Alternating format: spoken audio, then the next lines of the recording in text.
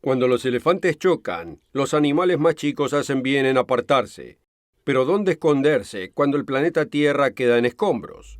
La crisis de los misiles cubanos de 1962 casi llevó al mundo a lo impensable: una guerra nuclear entre Estados Unidos y la Unión Soviética. En lenguaje popular, Armagedón. Aunque se entendió durante esos tensos 13 días de octubre que fue algo muy cercano, lo que sabemos hoy es suficiente para provocarle escalofríos al individuo más insensible. Hoy, décadas después, sabemos la verdad sobre qué tan cerca estuvimos del fin del mundo. En este programa del Mundo de Mañana, les revelaré a muchos por primera vez qué tan cerca estuvimos. Y fue más cerca de lo que sabíamos en ese momento. Además, veremos que la guerra pudo haber comenzado por accidentes nucleares más veces de las que se conocen. Y le ofreceré un recurso gratuito, Armagedón y después, que muestra que la autoaniquilación nuclear no es ficción, pero que también hay buenas noticias para el futuro. Ya vuelvo con detalles estremecedores. No se vaya.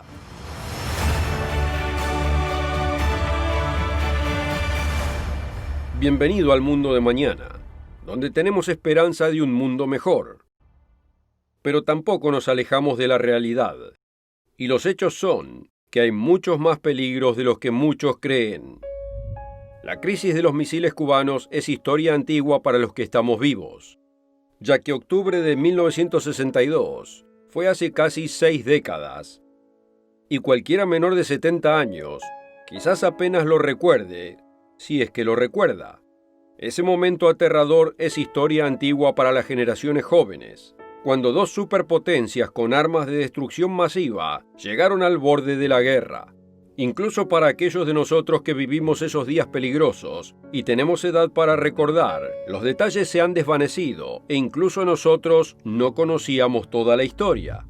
También hay que agregar que el tema ha sido menos enfatizado en la educación pública de Occidente y reemplazado por estudios sociales. Esa sustitución de la historia parecía bastante inocua cuando yo estaba en la escuela a finales de los 50 y principios de los 60. Pero el reemplazo de la historia por estudios sociales continúa evolucionando. De hecho, fue una jugada inteligente. Las palabras tienen significado y los estudios sociales no son lo mismo que la historia.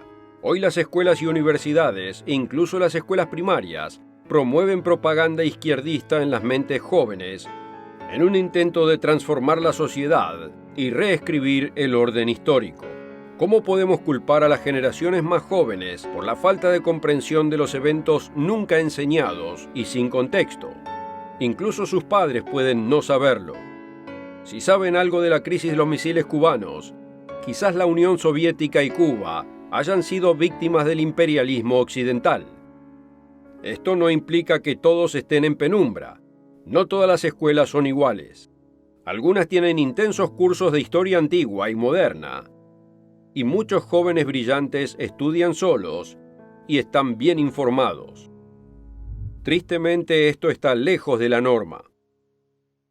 Después de la Segunda Guerra Mundial, las películas en los cines, al menos en Estados Unidos, eran precedidas por dibujos animados y noticieros. Todavía recuerdo cómo Fidel Castro y sus revolucionarios cubanos fueron alabados en esos noticieros. Pero después del derrocamiento exitoso de Batista, para consternación de Estados Unidos y sus aliados occidentales, Castro declaró su lealtad al comunismo y la Unión Soviética. Un enemigo potencial a solo 90 millas de distancia creó un problema para Estados Unidos y Canadá. Y lo que afectaría a Estados Unidos tendría consecuencias para el resto del mundo. La realidad del problema se hizo evidente cuando el líder soviético Nikita Khrushchev movió en secreto más de 41.000 tropas a Cuba entre julio y octubre del 62. Más preocupante fue el descubrimiento de que Khrushchev también había ordenado misiles de alcance medio e intermedio, capaces de transportar ojivas nucleares que podían llegar a Atlanta, Dallas, Detroit, Nueva York y Toronto.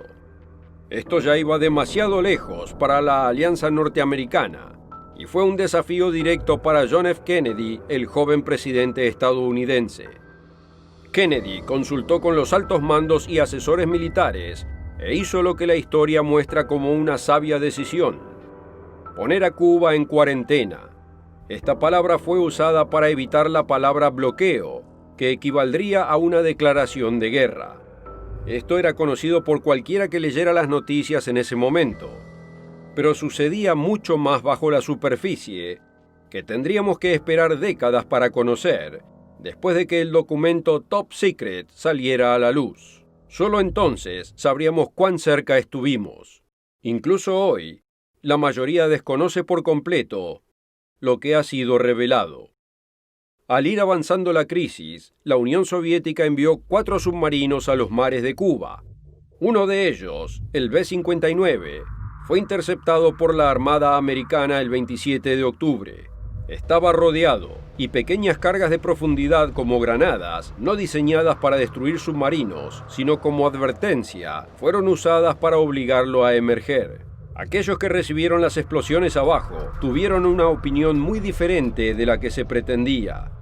Pero lo que Estados Unidos no sabía en ese momento era que el B-59 llevaba 2 torpedos de ojiva nuclear y cada uno con 2/3 del poder explosivo de la bomba de Hiroshima, suficiente para eliminar gran parte de la flota estadounidense cercana.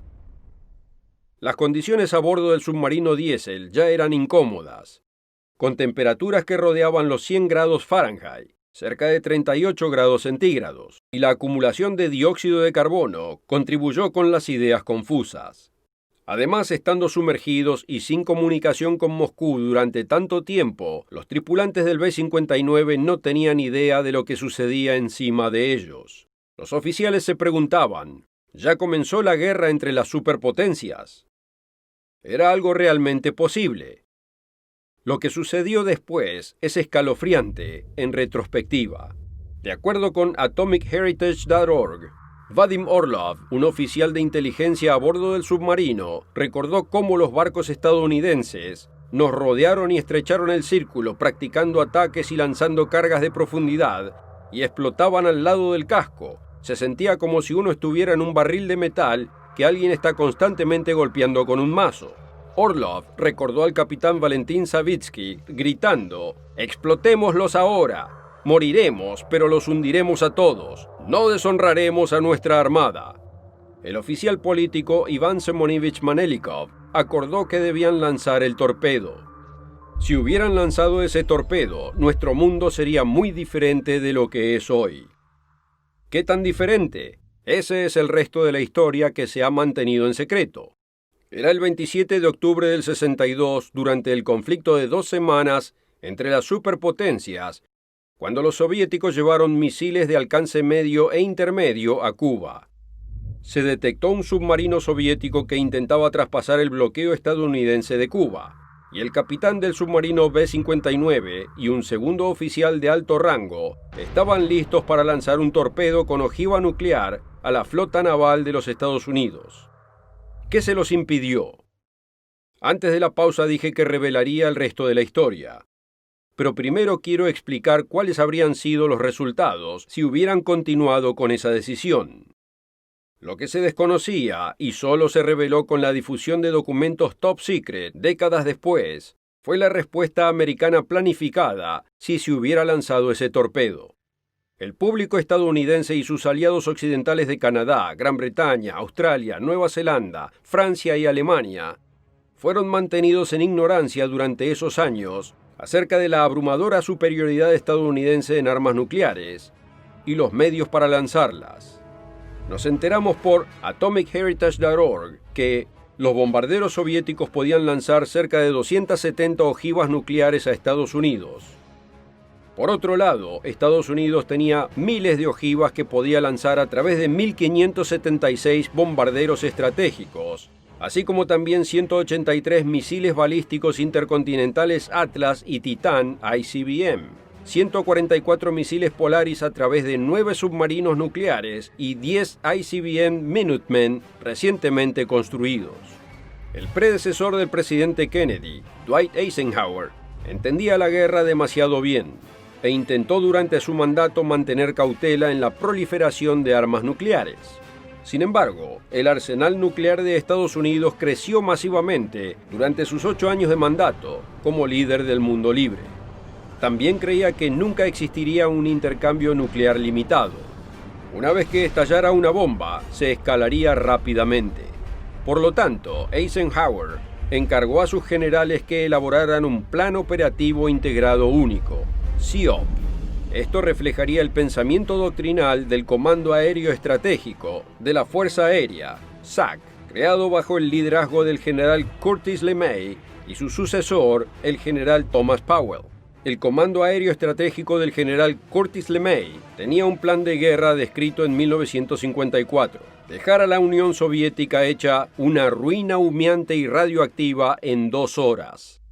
Pocos estadounidenses, y mucho menos otros, sabían algo sobre el tipo de respuesta que un ataque nuclear soviético, por limitado que sea, precipitaría de los Estados Unidos. Como se explica en el libro de Ivan Thomas, Ike's Bluff, la batalla secreta del presidente Eisenhower para salvar al mundo, una represalia abrumadora descendería sobre la Unión Soviética, la China Roja y los estados satélites soviéticos en un solo golpe catastrófico si los Estados Unidos fueran atacados.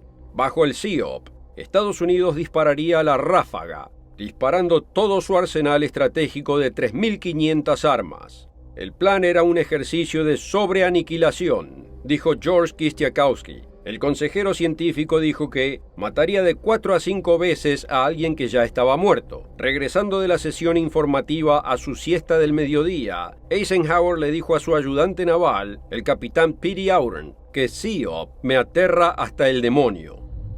Se consideró necesario el exceso, ya que era poco probable que todos los bombarderos pudieran llegar a disparar sus cargas destructivas. El nuevo presidente Kennedy, recién elegido, recibió información sobre el SEOP en diciembre del 60, pero quizás no lo haya entendido por completo la primera vez, como explica Thomas. Un tiempo después de otro repaso del SEOP, el joven presidente comentaría a su secretario de Estado Dean Rusk, con una mezcla de asombro y disgusto, y nos llaman seres humanos. Pero Kennedy y los presidentes posteriores durante la Guerra Fría y después no recortaron el SEOP. De hecho, se hizo más fantástica y complejamente apocalíptico.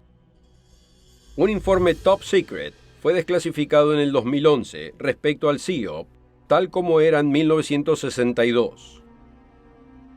La estimación de muertes de esa respuesta masiva fue de 212 millones de personas en la Unión Soviética y China comunista, con 4.4 millones adicionales en Polonia y otros países de Europa Oriental que estaban bajo el régimen de la Unión Soviética.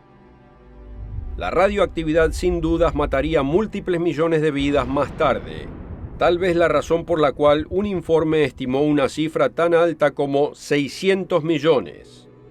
Y esto no incluye millones de bajas infligidas en el mundo libre. Y aunque tal vez sea una respuesta menos abrumadora, cualquiera que piense que los planificadores soviéticos fueron más civilizados es un ingenuo. Entonces, ¿qué fue lo que evitó el Armagedón nuclear hace casi 6 décadas? Como ya vimos en los segmentos anteriores, los tripulantes del submarino soviético B-59 estaban a ciegas respecto al estado del mundo en la superficie. El 27 de octubre del 62, en la crisis de los misiles cubanos, la Armada de Estados Unidos les advertía con detonaciones de profundidad a los rusos que emergieran. Pero el capitán soviético Savitsky y el oficial político Maslenikov, creyendo que estaban bajo ataque y que la guerra ya había comenzado entre las superpotencias, acordaron lanzar un torpedo nuclear. ¿Qué los detuvo?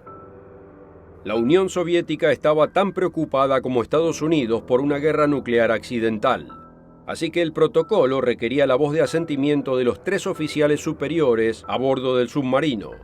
Como explica AtomicHeritage.org, el último oficial restante, el segundo capitán Vasily Alexandrovich Arkhipov, disintió. Argumentó que no sabían con certeza si el submarino estaba bajo ataque. ¿Por qué no salir a la superficie y esperar órdenes de Moscú? Al final prevaleció la opinión de Arkhipov.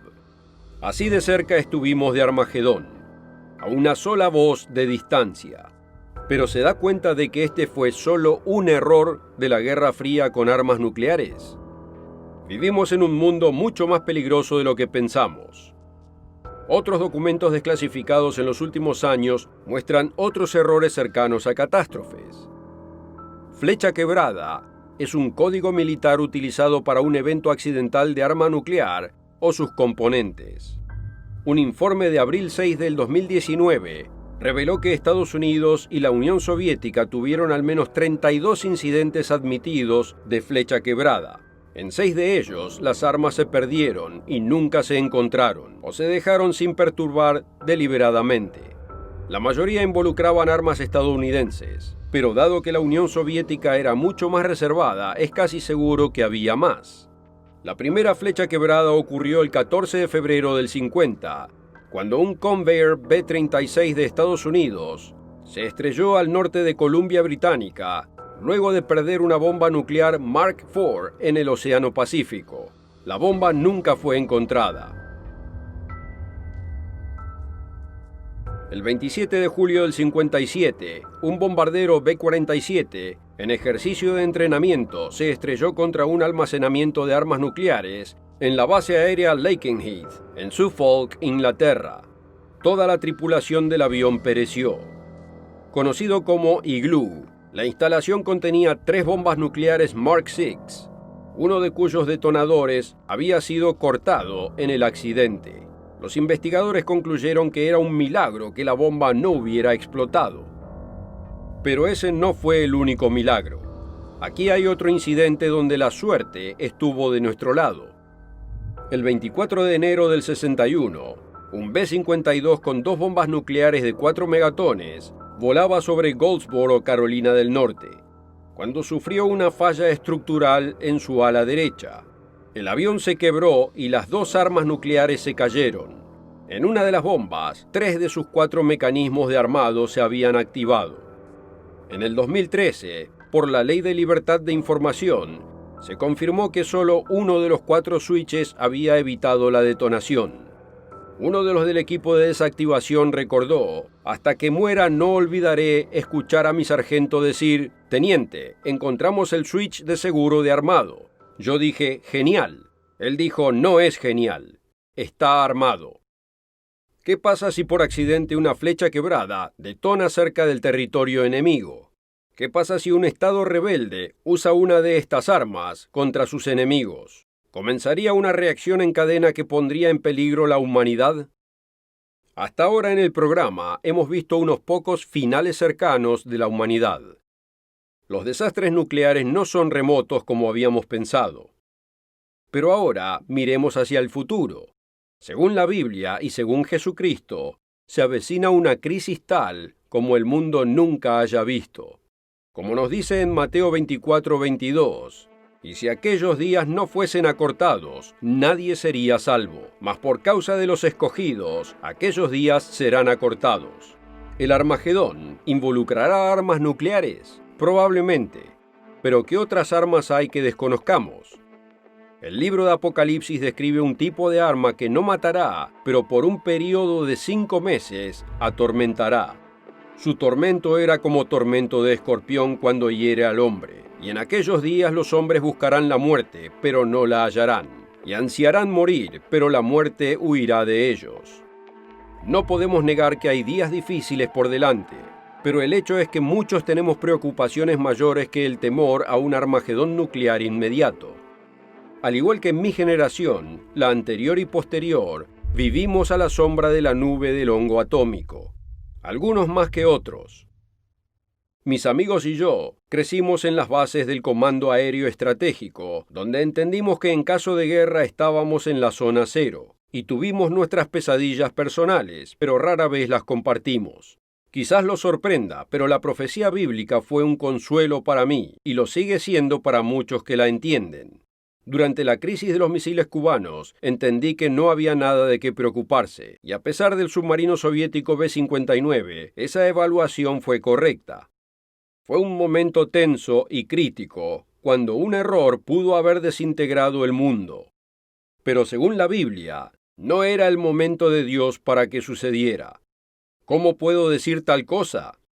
Algunas personas mencionan la declaración de Jesús en Mateo 24:36, pero del día y la hora nadie sabe, ni aun los ángeles de los cielos, sino solo mi Padre. Eso claramente es cierto. Ni siquiera podemos predecir el año. Pero este pasaje de ningún modo niega las escrituras que muestran que ciertos eventos deben ocurrir primero. De hecho, esta misma escritura que citan está fuera de contexto, donde muestra que podemos saber el tiempo aproximado. Note lo que dice algunos versículos antes. De la higuera aprended la parábola. Cuando ya su rama está tierna y brotan sus hojas, sabed que el verano está cerca. Así también vosotros, cuando veáis todas estas cosas dichas antes, conoced que está cerca a las puertas.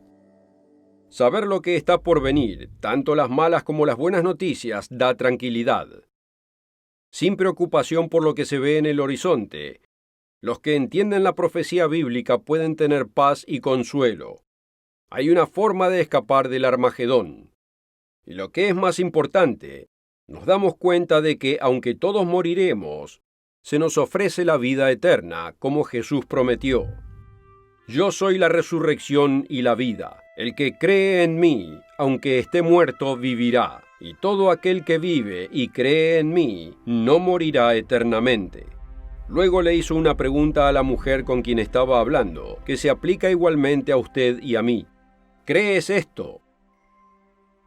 A cada uno nos corresponde saber por qué nacimos. La vida es preciosa y frágil, mucho más resistente de lo que pensamos, pero mucho más frágil en el esquema completo. Somos temporales y la vida es corta. Existe un Dios y Él nos da la oportunidad de vivir para siempre. Él está evaluando las decisiones que hacemos, si lo amamos de todo corazón, mente y ser, o si seguimos a la multitud y le tememos más al hombre que a Dios.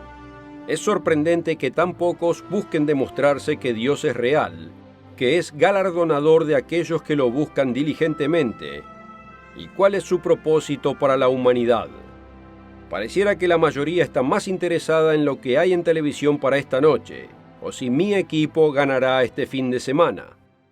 Si desea comprender más de lo que se profetizó para los últimos días, contáctenos o visite el sitio web para ordenar Armagedón y después. Todo lo que tenemos para ofrecer se envía de forma gratuita y no venderemos su información de contacto a nadie. Nunca lo hemos hecho y nunca lo haremos.